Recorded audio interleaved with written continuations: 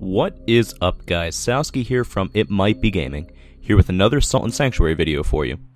This one, I'm going to be beating the Unspeakable Deep using only a ladle, or iron pot, whatever you want to call it. I figured I did enough, like, glitch run stuff and glitches, exploits, all that kind of stuff, or I'd do something that actually involved maybe a tiny bit of skill, even though this is probably one of the easiest bosses in the game.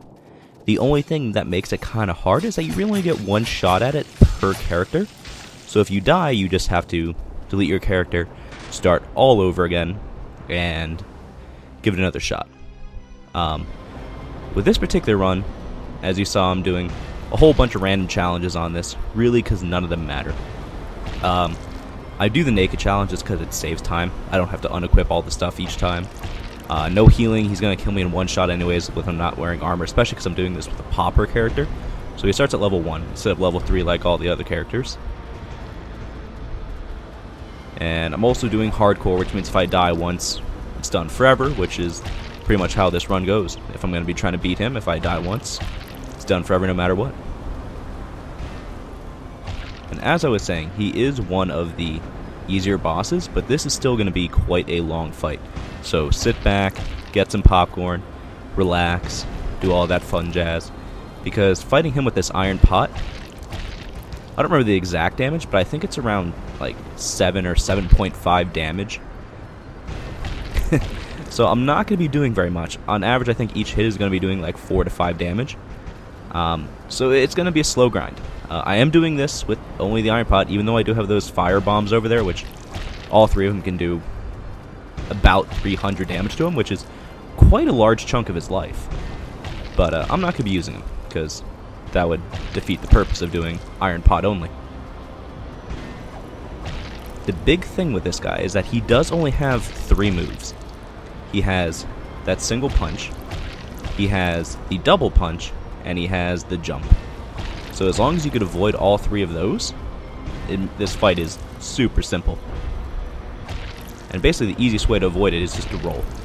Whenever you see him do one of his attacks, just roll behind him and you're pretty much completely safe, and you can get 1, 2, or sometimes even 3 attacks in early enough. In this early section here, he's slow enough where I can get 3 attacks in on a lot of his openings, especially the one-fisted punch, because that leaves him with the biggest opening. The jump, if he jumps close enough, sometimes I can get 3, but not very often. Most of the time that's just a 2. And the only thing that changes is that they get faster as you go. That, and it's really just a whole lot of running, jumping, dodging, stuff like that as the fight goes on. Basically what this fight comes down to is just complete stamina management. Because as the fight goes on, my stamina starts going further and further down. Where, like, in the beginning of the fight, I can do 2, 3, 4 attacks and then be able to roll, and it doesn't matter.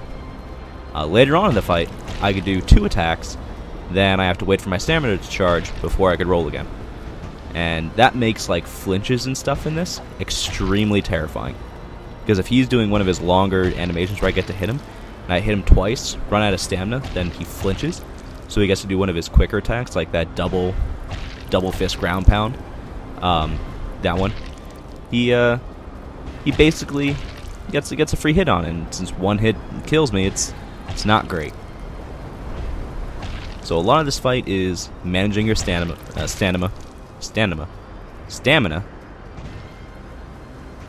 and knowing when and when you cannot attack him.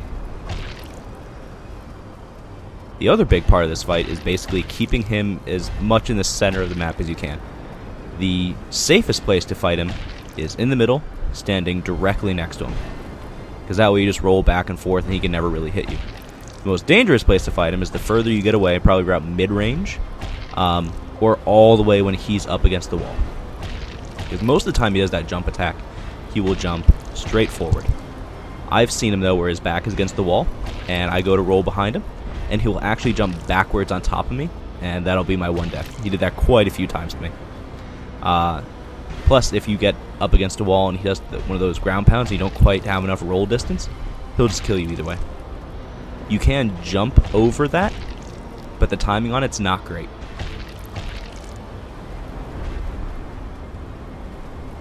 There's really not much to say about this fight. It's definitely not one of my better runs.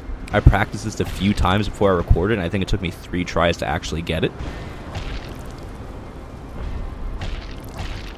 But I get greedy a lot in this, where I'll try to run in, get a few hits. There's quite a few times where, even when I was playing it, I knew I probably should have died. Either got a lucky flinch right before you're supposed to attack me, or my stamina came back just at the right time.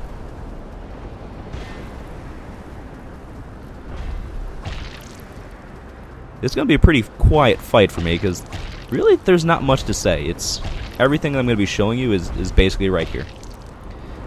And I guess this is a good thing, because most tutorial videos on how to beat him show you how to beat him as quickly as possible, which would probably be with like the cleric class, because you get holy paper to deal some extra damage to him, and that can whittle him down pretty quickly if you get the right attack pattern with him.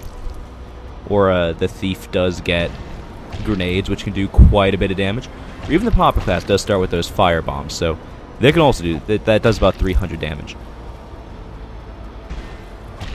So honestly, about 300 damage is probably about half of the life bar that he has left. He doesn't have much health, it's just you don't do a lot of damage either.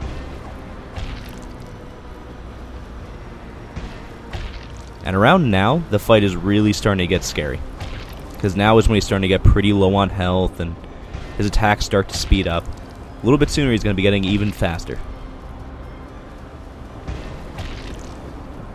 The other thing that makes it hard is that right about now is when my stamina is starting to get pretty low. So I can only really do 2 or 3 attacks or a dodge before I have to wait for it to recharge up.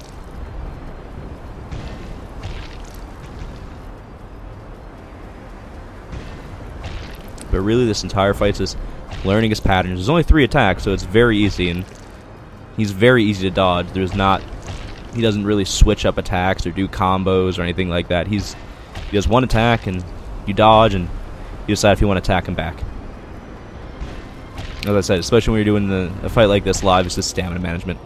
Knowing how many attacks you can do before you have to roll, and if you'll have to roll before you can do another attack, and so on and so forth.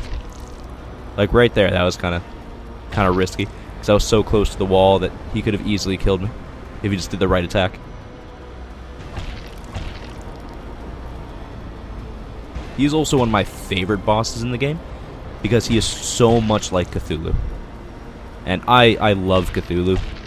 I love the lore, I love all the stories, I love all that kind of stuff. So being able to basically fight Cthulhu is just amazing. Plus, I think his design is one of the coolest looking in the game. Like, I know generic black Cthulhu looking creature isn't all that creative or anything special, but I think he just looks so cool. Plus the name, the Unspeakable Deep, is such a great name for a character. So many of the bosses in this game also just have absolutely amazing names, like the Queen of Smiles and the Stench Most Foul. They did a great job with the name design in this. Yep, now we're around that time of the fight where he's going to start just really starting to speed up a little bit. A lot of the times after the jump, I could probably get like 1, maybe 2 hits in.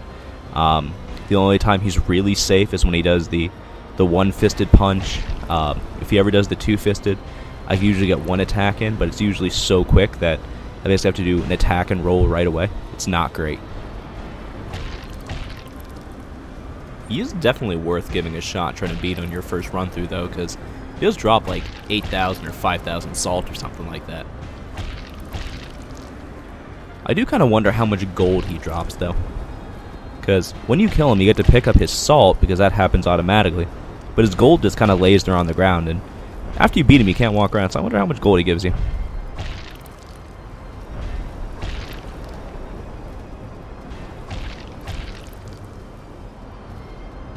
Yeah, almost dead. Don't get greedy. This is the same thing as doing like one of those challenge runs in Dark Souls, where when you see their health getting low, don't get greedy. There we go. And he's down. So that's how you do the Unspeakable Deep, using only the Iron Pot, no armor, 1 life, no healing, all that fun jazz. As I said, he's not a very hard boss, but he's just annoying. You have to start a character each time you do him, and not a lot of people can really don't have a lot of experience with him, because most of the time they run up there, see him, try to fight him for a bit, then die.